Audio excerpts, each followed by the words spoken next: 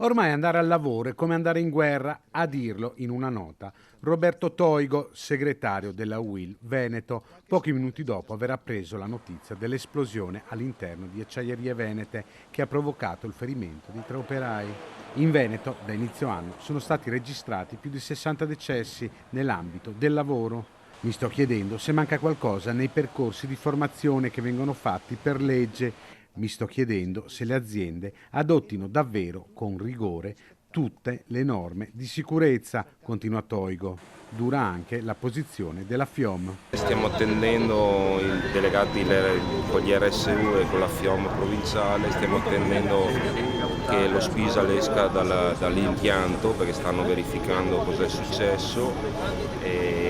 L'impianto è stato messo in sicurezza, quindi il forno è stato svuotato, 3 lavoratori sono infortunati, ma altri riscontri in questo momento non li abbiamo né dallo Spisal che sta facendo tutte le perizie insieme alla Procura, perché è presente anche la Procura, e attendiamo che il responsabile personale arrivi da Brescia. La solidarietà agli operai è stata portata sul posto anche dall'Associazione Mutilati e Invalidi del Lavoro, che proprio ieri aveva avuto un incontro con alcuni dirigenti dell'azienda. La FIN sta cercando di capire cosa è successo dentro l'impianto. Noi più che altro facciamo sensibilizzazione agli operai, ai preposti e via di seguito, perché io dico sempre prima della sicurezza, prima di fare i corsi di formazione bisogna fare la sensibilizzazione, e questo lo porterò avanti sempre perché l'operaio deve conoscere cosa va incontro.